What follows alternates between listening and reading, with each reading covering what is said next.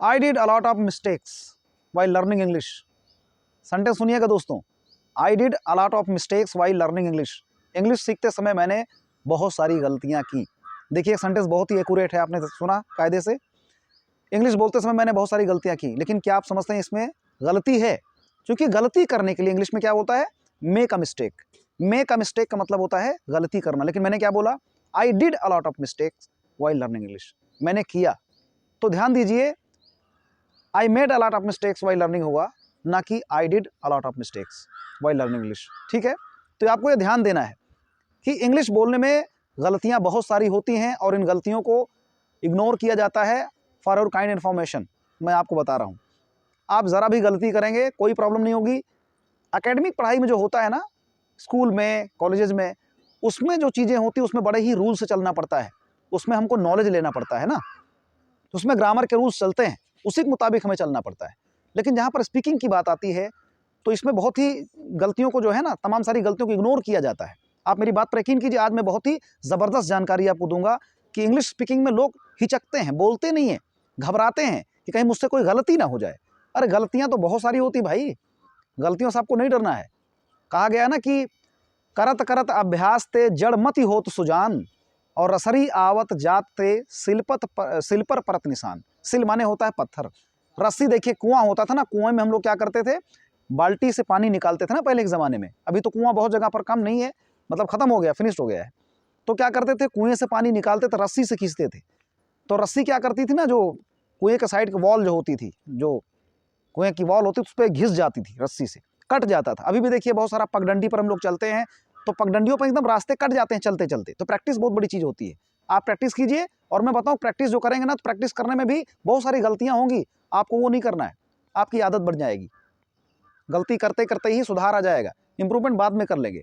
आप बिल्कुल मत हिचकिए मुझसे गलती हो रही है, ठीक है?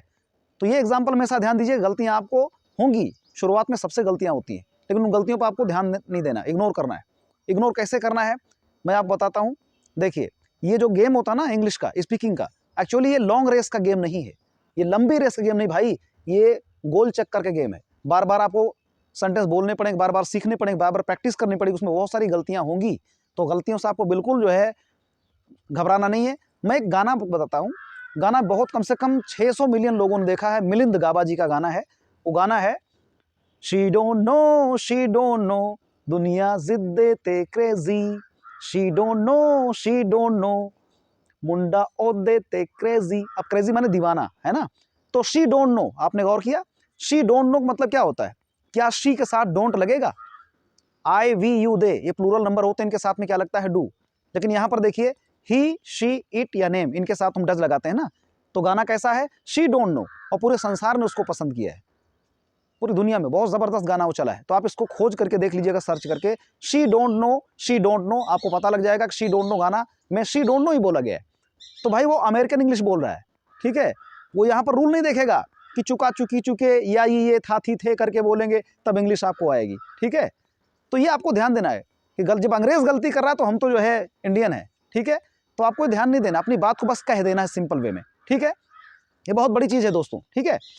आगे देखिए कुछ चीज़ें और हम बताएं आपको कि ये सीखने की जो प्रक्रिया नहीं होती है, जब हम कोई चीज़ लर्निंग करते सीखते हैं तो उसमें बहुत सारी प्रॉब्लम आती है, उसमें बहुत सारा कुर्बानी देना पड़ता है, ठीक है? एक्सपेरिमेंट करना ही पड़ता है। अब देखिए सीखने की बात तो छोड़िए, एडिसन थे, एडिसन को जानते हैं आप, अमेरिकन साइंटिस्ट थे एडिसन, जिन्होंने बल्ब का निर्माण किया था, बल्ब का आविष्कार किया था ना, उन्होंने बल्ब बनाया था, बल्ब की खोज की थी। तो बल्ब की खोज में उनको 1200 बार फेल होना पड़ा था, 1200 टाइम्स, 1200 बार फेल हुए थे वो, ठीक है? और जब उन्होंने इसका प्रदर्शन किया अमेरिका में, प्रेसिडेंट के सामने बहुत सारे लोग बैठे थे, तमाम साइंटिस्ट बैठे थे, हजारों साइंटिस्ट बैठे थे। तो जब उन्होंने इसको इसको बनाया बल्ब को, तो 1200 बार फेल हुए थे। यहाँ तो 2-4 बार, 5 बार, 6 बार ट्रायल करने में ही आदमी निराश हो जाता है। और शुरुआत में क्या होता है, इंग्लिश सीखने के लिए आते हैं लोग, सीखना जुनून चालू करते हैं और थोड़ी दिन बाद फिनिश्ड, फुस हो जाता है सब। तो ऐसा नहीं करना, आपको निराश नहीं होना है, कंसिस्टेंसी लगातार आपको बरकरार जारी रखना है, तभी आप सीख पाएंगे, ठीक है? बहुत सारे मैंने खुद एक्सपीरियंस किया है, कितना सारा मैंने क्या क्या नहीं किया। अरे भाई न्यूज़पेपर पढ़े, मैगजीन्स पढ़े, टेलीविज़न में देखे, तो ऐसा नहीं मतलब कि मैंने उसमें पूरा मेरा वो ड्यूटी थी, मैं वो करता था रोज़, ऐसा नहीं था। पर डे का काम है, ये रोज का काम है। आपको रोज नए नए शब्द याद करने हैं, रोज नए नए वर्ड बोलने हैं और उसको बोल देना है बस, और कुछ नहीं करना है। तो अमेरिकन जो साइंटिस्ट थे एडिसन जी, उनके बारे में जब उन्होंने बल्ब का एक्सपेरिमेंट किया, उसका प्रदर्शन किया और दिखाया कि देखो ये बल्ब जल गया, तो ये तो दुनिया है। हो सकता है आप दुनिया के डर की वजह से बोलने में घबराते हैं, तो ऐसा मत सोचिए, वो दुनिया से कोई मतलब नहीं है। आप अपनी प्रैक्टिस कीजिए, घर पर है, आप किसी से मिल रहे हैं आसपास, सेंटेंस बोल दो आप इंग्लिश में, वो बोलेगा क्या बोला, तो बोलो कुछ नहीं, ठीक है, आपकी प्रैक्टिस हो जाया करेगी। अपने घर पर है, मम्मी है, पापा हैं, भाई बहन है, उनसे आप बोलिए। उनको मान लो नहीं समझ में आती है तो बड़ा मज़ा आने वाला इसमें, आप बोलिए उनसे, ठीक है, आप उनसे बोलो, वो हिंदी में बात करते हैं, आप उनसे इंग्लिश में बात कीजिए। इसके बाद इंग्लिश बोलकर फिर हिंदी में बोल दीजिए इंग्लिश में। जैसे किसी ने कहा क्या कर रहे हो, बोलो नथिंग स्पेशल या सेम ओल्ड, मतलब सब कुछ पुराना, ये कुछ नया नहीं हो रहा है। बोलेंगे क्या, तो बोलो कुछ नहीं, ठीक है। तो इस तरह से आपकी प्रैक्टिस भी हो जाएगी और सामने वाले को भी अगर कुछ लग गया ना कि आप इंग्लिश सीख रहे हैं, तो कुछ कुछ वर्ड उन्हें भी याद हो जाएंगे, वहाँ भी एक अच्छा माहौल आपका क्रिएट हो जाएगा, ठीक है। तो गलतियाँ होती हैं, गलतियों से नहीं डरना है।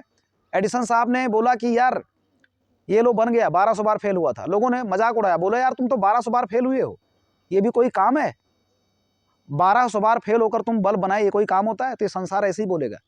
उन्होंने कहा मुझे 1200 बार फेल होने का एक्सपीरियंस है, अगर आप बनाओगे तो आप 1200 बार फेल हो जाओगे, मुझे पता है, यानी आप नहीं बना पाओगे। और मैं आपको अब बता सकता हूँ एक झटके में कि ऐसे ही बल्ब बनता है। तो गलतियाँ होती हैं, गलतियों से ही आदमी ग्रेट बनता है, महान बनता है, हर लाइन में होता है ये, ठीक है। वो तो लोग मान लो एडिसन लोग जो बता रहा हूँ मैं, वो तो साइंटिस्ट थे ना, तो साइंटिस्ट लोग तो बात ही अलग है, बहुत महान महान कार्य करते हैं। ये तो एक लैंग्वेज सीखना है, लैंग्वेज सीखने में कुछ नहीं करना होता है, केवल ध्यान देना होता है कि शुरुआत में आप जो भी है बोलते जाइए, ठीक है। तो गलतियों से बिल्कुल नहीं घबराना है आपको।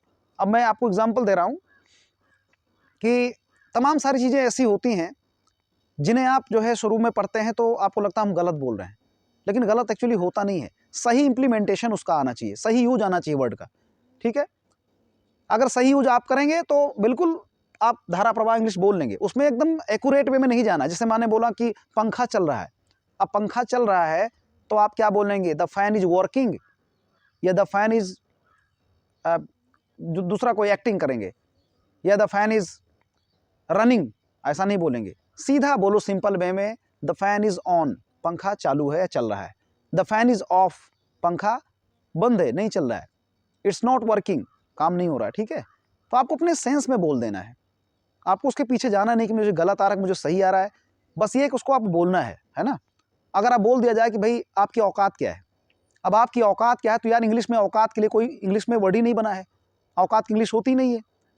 लिमिट हो सकती है, जैसे अपनी औकात में रहो, बी इन योर लिमिट, अपने लिमिट में रहिए, ये हो सकता है, इसमें कोई प्रॉब्लम नहीं है। और नहीं औकात आता बोल दो ना, औकात की अंग्रेजी नहीं आती, बी इन योर लिमिट, ठीक है। अपनी औकात देखो, ठीक है। तो अपनी औकात देखो क्या होगा, लुक एट योर लेवल बोल सकते हो, लेवल, लेवल अपने लेवल में रहो। लेकिन लेवल अब सोचो पहले, औकात की इंग्लिश होती नहीं, तो आपको सेंस से समझना, अपने लिमिट में रहो, अपने औकात में रहो। इसके लिए क्या होता है, डेयर, जैसे होता नहीं तुम्हारी औकात कैसे हुई कहने की, तो क्या बोलेंगे, हाउ डेयर यू टू से सो, है ना, आपको ऐसा कहने की औकात कैसे हुई, तो औकात के लिए हम लोग डेयर बोलेंगे। डेयर बोले भाई डेयरिंग बाज आदमी है, बड़ी जो है दबंग इंसान है, डेयरिंग बाज है। तो एक वर्ड के कई माने होते हैं, इंग्लिश बड़ी ही ईजी लैंग्वेज है, ठीक है। बोला जाता है कि English is a piece of cake, English जो है पीस ऑफ केक है। जैसे केक खा लीजिए आप, ठीक है, दोनों में लगा हुआ है, केक दिया गया, सामने वाला जा रहा है और पीछे आपने केक तुरंत उठाया और इतनी जल्दी केक खत्म हो जाएगा, सामने वाला समझ भी नहीं पाएगा, ठीक है। बोल दो भैया दोबारा दीजिए, खत्म हो गया, मतलब केक खाने के समान है, केक इतना ईजी होता है। तो it's a piece of cake, इसका मतलब बहुत आसान है, it's a piece of cake माने बहुत ही आसान है। तो इंग्लिश बहुत ही आसान है, आप इसे सीख सकते हैं। जैसे मैंने बताया कि इंग्लिश को सेंस से सीखिए, है ना, फील करके सीखिए इसको, फील, इसका फील किसका क्या आ रहा है, आप उसकी मीनिंग में डेप्थ में नहीं जाएंगे, ध्यान दीजिएगा, ठीक है। इंग्लिश को फील करके सीखिए। ये मैंने बोला कि लंबी रेस का गेम नहीं है, ये गोल चक्कर का गेम है, बार बार आपको गलतियां करनी पड़ेंगी, बार बार प्रैक्टिस करनी पड़ेगी, उससे आपको कुछ ना कुछ मिलता रहेगा। क्योंकि सेंस में क्या होता है ना, जैसे मान लीजिए मैंने बोला था ब्लो और फ्लो में, अब अगर ब्लो होगा तो कोई लिक्विड चीज होगी ना, तो फ्लो होती है, बह रही है, जैसे द वाटर इज फ्लोइंग, पानी बह रहा है, ठीक है। ऑयल इज फ्लोइंग, तेल बह रहा है। और हवा के सेंस में अगर लेंगे, सेंस में, तो एयर इज ब्लोइंग, हवा बह रही है, ठीक है। ये आपको ध्यान देना है।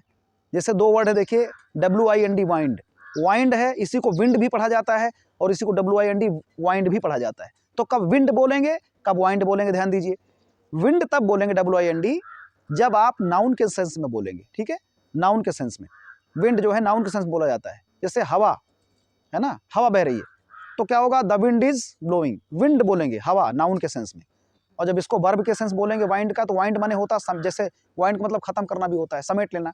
जैसे भाई मार्केट में क्राइसिस आ गया, बहुत प्रॉब्लम हो गई और उसने वाइंड अप कर लिया, अपने बिजनेस को वाइंड अप कर लिया, वाइंड WIND, वाइंड माने लपेट लेना होता है, समेट लेना होता है। Wind the thread on the spool, wind the thread on the spool, spool माने क्या होता है, SPOOL, स्पूल माने चरखी होता है, जो मंजा नहीं होता, आप लोग मंजा जो पतंग उड़ाते हैं, तो स्पूल जो होता है चरखी बोलते हैं। तो wind the thread on the spool, यानी चरखी में जो थ्रेड है, धागा है ना, उसको जो वाइंड कर लीजिए, मतलब उसको लपेट लीजिए। अब वहाँ लपेटना इसका मतलब हो गया, देखो वाइंड का मतलब समझ गए। तो इस तरह से बहुत सारा मतलब इसका यूज है। ध्यान दीजिए कि वाइंड माने क्रिया होती है, कोई चीज़ खत्म करना भी होता है, और विंड का मतलब हवा होती है। तो ऐसे सेंस में आप लोग लीजिए, सेंस में बहुत आसान रहेगा। इंग्लिश जो है सेंस के माध्यम से बोली जाती है। मेरे ख्याल से आपके लिए वीडियो जो है काफ़ी जो है यूज़फुल होगा, तो आप इसे लाइक करें, दूसरों को भी शेयर करें, और आगे भी इसी प्रकार का मैं छोटे छोटे चीज़ों को आपको बताता रहूँगा, ताकि आप जो है मोटिवेट होते रहें। Thank you so much for watching this video.